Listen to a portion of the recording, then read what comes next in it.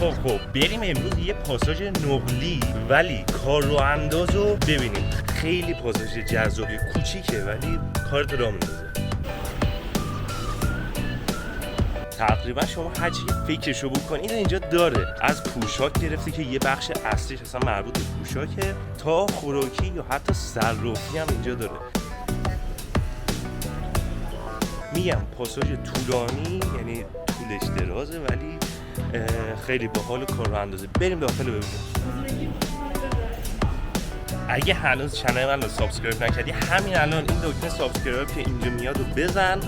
بعد اینکه سابسکرایب کردی این ویدیو هم حتما لایک کن.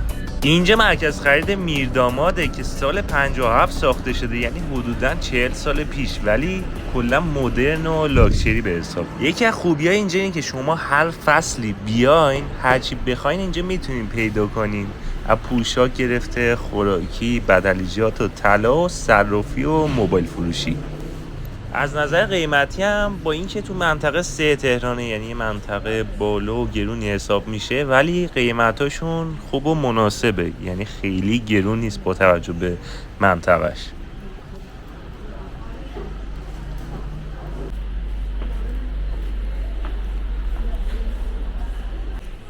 اینجا خیلی طولانیه، یعنی فقط باید مستقیم راه بریم، مثل پاساژهای دیگه نیست که طبقه بالا و پایین آسانسور و پله برقی داشته باشه.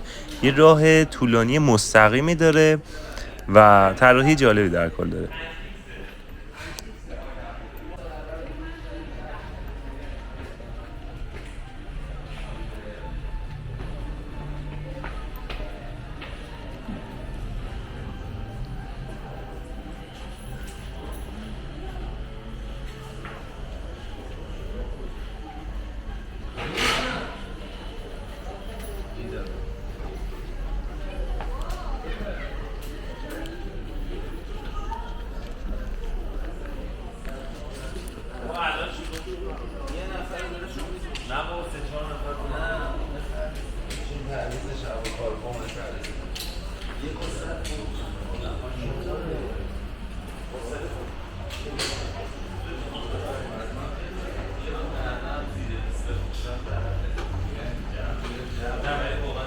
اینجا هم پوشاک زنانه پیدا میشه هم مردونه و بچگونه، ولی تعداد بیشتر مغازه که من دیدم مربوط به پوشاک زنانه بود. حالا عطر فروشی و در واقع خوراکیجات و شکلات و قهوه و این چیزا هم هست.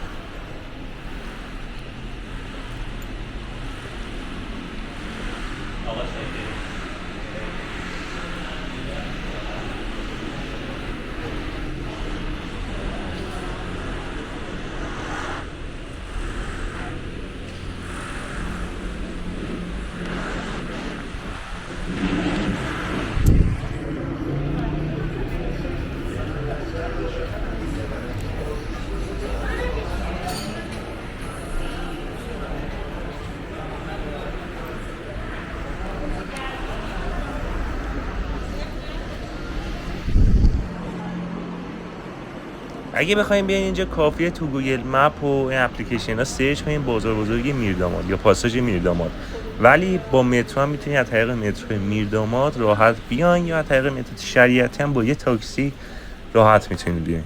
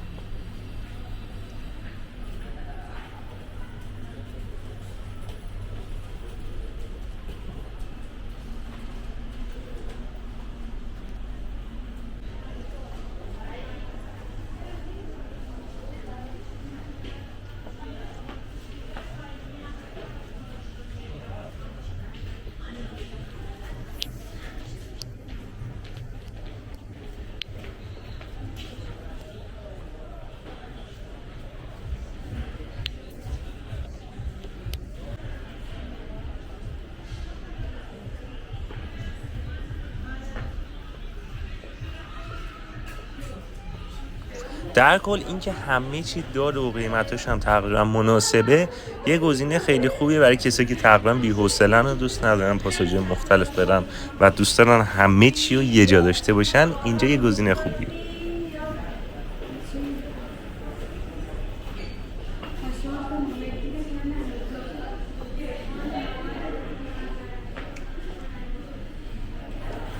بین هر سالنی که وارد میشین معمولا یه کافه کوچیک یا یه غذای خونگی یا یه غرفه خوراکی هست که تقریبا دیگه همه چیز رو اینجا تکمیل کرده.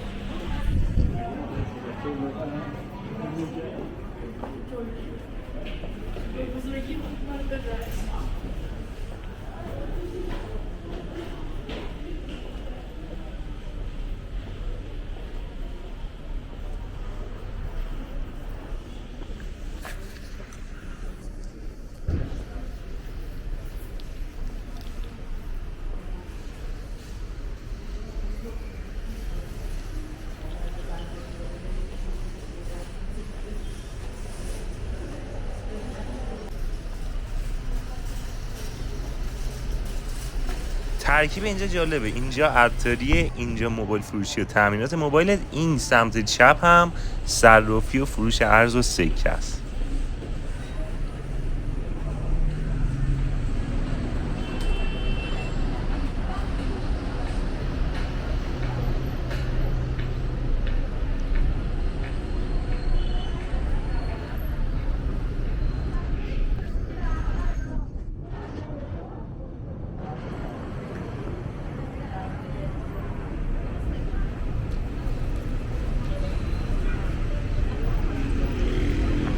اینجا هم که دیگه خود خیابون میرداماد که سمت چپ اینجا که الان بهتون نشون میدم میخوره به خیابون شریعتی. اینجا هم خیابون رودبار شرقیه.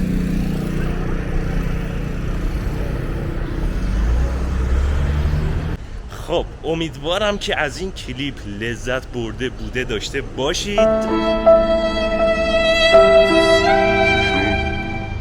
2 hours later. امیدوارم که از این کلیپ لذت برده داشته باشید. و چنل من رو حتما سابسکرایب کنید. چرا؟ چون که من کل تهران و مرکز خرید و تفریح و گردشیشو بهتون نشون میدم و دیگه نیاز نیست شما پاشین بیاین تهران یا حتی اگه تهران هستین پاشین به یه جور ببینین. چنل من رو داشته باشین همه جا رو میبینین. ببینید اینجا دقیقا میشه میدون مینا تو میرداماد، بعد اونجا میشه پاساژ میرداماد، دقیقا اونجا.